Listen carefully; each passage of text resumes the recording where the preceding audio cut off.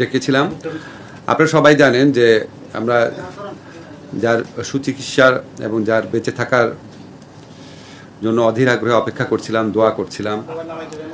আমাদের সেই মাগুরার শিশু আসিয়া নির্মম এবং জঘন্য ধর্ষণকাণ্ডের শিকার হয়ে চিকিৎসাধীন অবস্থায় আজকে বেলা 1টার দিকে সিএমএইচে মারা গেছেন। আমাদের প্রধান উপদেষ্টা গভীর শোক জানিয়েছেন, এটার জন্য আমরা প্রত্যেকে শোকার্ত, কিন্তু এর মধ্যে আমাদের দায়িত্ব পালন করতে হবে। আমরা বিশেষ ব্যবস্থায় আজকেই পোস্টমর্টেম রিপোর্ট নেওয়ার ব্যবস্থা করেছি। আজকেই পোস্টমর্টেম রিপোর্ট পাওয়া যাবে। আজকেই আসিয়ার দাফনের জন্য আসিয়ার মৃতদেহ মাগুরায় নিয়ে যাওয়া হবে হেলিকপ্টার যোগে, এবং আসিয়ার সাথে আসিয়ার পরিবারের সাথে উপদেষ্টা পরিষদ এবং সরকারের পক্ষ থেকে আমাদের উপদেষ্টা ফরিদা আক্তার উনি উপস্থিত থাকবেন। উনি হেলিকপ্টারে করে যাবেন, অ্যাকম্পানি করবেন মাগুরাতে, দাফন পর্যন্ত থাকবেন।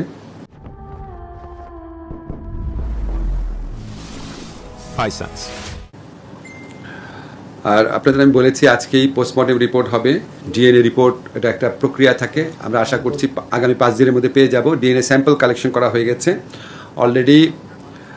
12-13 জনের 161 স্টেটমেন্ট নেওয়া হয়েছে। আমরা আশা করছি 7 দিনের মধ্যে বিচার কাজ শুরু হবে। এবং আপনারা জানেন অতীতে বিচার কাজ শুরু হয়ে দ্রুত 7-8 দিনের মধ্যে বিচার কাজ শেষ হওয়ার, ধর্ষণের মামলার 7-8 দিনের মধ্যে বিচার কাজ শেষ হওয়ার নজির আছে অব্যাহত শুনানির মাধ্যমে। 7 দিনের মধ্যে ইনশাআল্লাহ যদি আমরা বিচার কাজ শুরু করতে পারি, আমাদের বিচারক ওনারা সর্বোচ্চ দ্রুততার সাথে ন্যায় বিচার নিশ্চিত করেই বিচার করতে পারবেন। কারণ এখানে এত পারিপার্শ্বিক, এত সাক্ষ্য রয়েছে, ডিএনএ টেস্ট পাওয়া যাবে, তারপর পোস্টমর্টেম রিপোর্ট পাওয়া যাবে। ফলে আমরা আশা করছি খুব দ্রুততম সময়ে এই মামলার বিচার হবে এবং ইনশাআল্লাহ দোষী সাব্যস্ত হলে দৃষ্টান্তমূলক শাস্তি হবে। এর পাশাপাশি আপনাদেরকে আরেকটা জিনিস জানাতে চাই। গত 2 দিন আমি বলেছি যে আমরা একটা নতুন আইন করছি। নতুন আইনের প্রাথমিক ড্রাফট হয়েছে। আপনারা জানেন অনেক স্টেক হোল্ডার আছে, ওনাদের সাথে কনসালটেশন করতে হয়। আমরা আশা করছি এই আগামী রোববার বা খুব দেরি হলে সোমবার, আশা করছি রোববারই আমরা নতুন আইন প্রণয়ন করে ফেলব। নতুন আইনের বিধানগুলো সম্পর্কে আপনাদের বলেছি। সেটার সাথে একটা জিনিস শুধু অ্যাড করতে চাই, নারী ও শিশু নির্যাতন দমন আইনের অধীনে শুধুমাত্র শিশু ধর্ষণ ও বলৎকারের ঘটনাগুলো দ্রুত উপযুক্ত বিচার নিশ্চিত করার জন্য আমরা স্পেশাল ট্রাইব্যুনাল গঠন করতে যাচ্ছি। ওই স্পেশাল ট্রাইব্যুনাল গঠনের বিধান থাকবে, যে স্পেশাল ট্রাইব্যুনাল কাজ হবে শুধুমাত্র শিশু ধর্ষণ আর বলৎকারের ঘটনার বিচার করা, যাতে এটা দ্রুত করা যায়, যাতে এখানে সর্বোচ্চ রাষ্ট্রের মনোযোগ দেওয়া যায়। এটা ছাড়া আপনাদেরকে বলার কিছু নাই। ধর্ষণ ব্যক্তি পর্যায়ের একটা অপরাধ ঘটনা, কিন্তু এটা নিয়ে রাষ্ট্রের দায়িত্ব আছে। আমি আপনাদেরকে নিশ্চিত করতে চাই যে এখানে আমাদের বিন্দু মাত্র অবহেলা নাই। আপনারা দেখেছেন সাথে সাথে অপরাধীদেরকে গ্রেফতার করা হয়েছে, পরের দিন ডিএনএ স্যাম্পল গ্রহণ করা হয়েছে।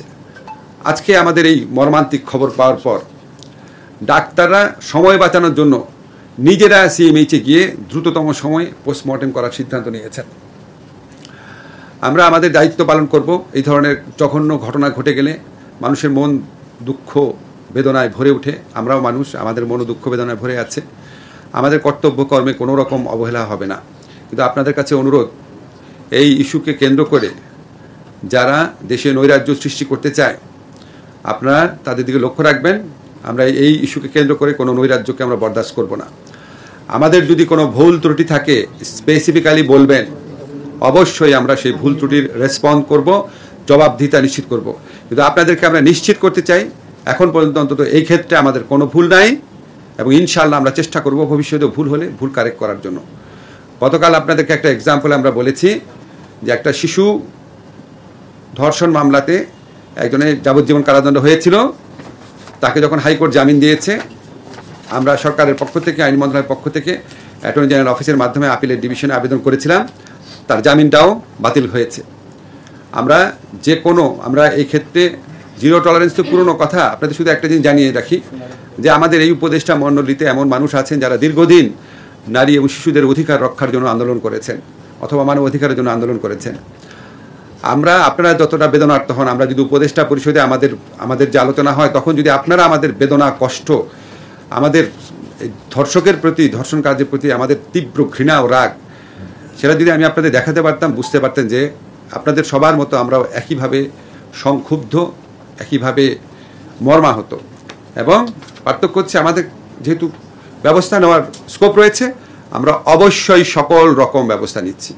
এর বাইরেও যদি আপনাদের সাজেশন থাকে, যে কোনো সময় আমাদের সাথে, কালকে আমাদের মেয়েদের একটা দল এসে আলোচনা করেছে, এর বাইরেও যদি আপনাদের মনে হয় যে আরও কোনো প্রস্তাব আছে, আপনারা আমাদেরকে জানাবেন, সুনির্দিষ্ট প্রস্তাব জানাবেন। কিন্তু এই ব্যাপারকে কেন্দ্র করে দেশে যারা অন্য নাগরিকদের জন্য ভোগান্তি সৃষ্টি করছে, যারা অস্থিতিশীল পরিবেশ তৈরি করতে চায়, তাদের দিকেও আপনারা নজর রাখবেন। আমরা সবাই আসিয়ার জন্য দোয়া করব, আমরা সবাই এই বিচারের জন্য অপেক্ষা করব। আসিয়ার ঘটনা তো বিচার শুরু হয়ে যাবে এর মধ্যে। স্পেশাল ট্রাইব্যুনালটা করা হবে অন্যান্য ধর্ষণের কাজের দ্রুত বিচারের জন্য। স্পেশাল ট্রাইব্যুনাল গঠিত হতে হতে আসিয়ার বিচার শুরু হয়ে যাবে, এবং আসিয়ার বিচার আমরা আশা করছি নিরবচ্ছিন্ন শুনানির মাধ্যমে হবে দেখে এখানে আর স্পেশাল ট্রাইব্যুনাল দরকার হবে না। এর আগে যেসব ধর্ষণের ঘটনা আছে, অভিযুক্ত যারা আছে, তাদেরকে কি আপনারা এই ট্রাইব্যুনালের মাধ্যমে করবেন নাকি? আমি আপনাদেরকে শুধু এইটুকু বলতে চাচ্ছি, শিশুদের ধর্ষণ এবং বলাৎকারের মামলা, সেখানে কোন মামলাগুলো এখানে ট্রান্সফার করা যায়, কারণ আমি কোর্ট গঠন করলাম একটা, আবার সব মামলা এখানে দিয়ে দিলাম, তখন তো দেরি হবে, বুঝছেন না? এগুলি আমাকে একটু ভাই পরীক্ষা নিরীক্ষা করে দেখতে হবে।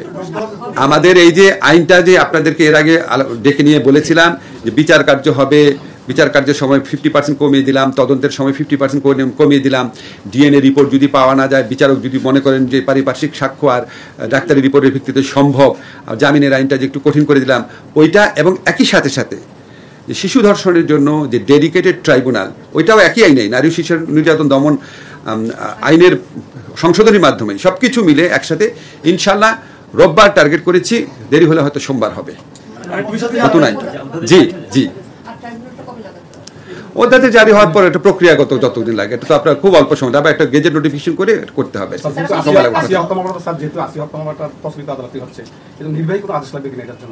না, নির্বাহী আদেশ লাগবে না।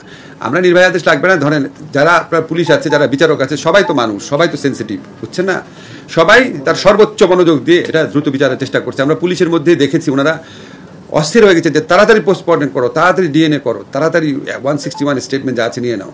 তো এই আর্জেন্সিটা, আসিয়ার প্রতি এই ভালোবাসা, মায়াটা সবার মধ্যেই তো আছে। কাজে সবাই সর্বোচ্চ দায়িত্ববোধ থেকে কাজ করবে দেখে আমরা আশা করতে পারি দ্রুত ইনশাআল্লাহ বিচার হয়ে যাবে।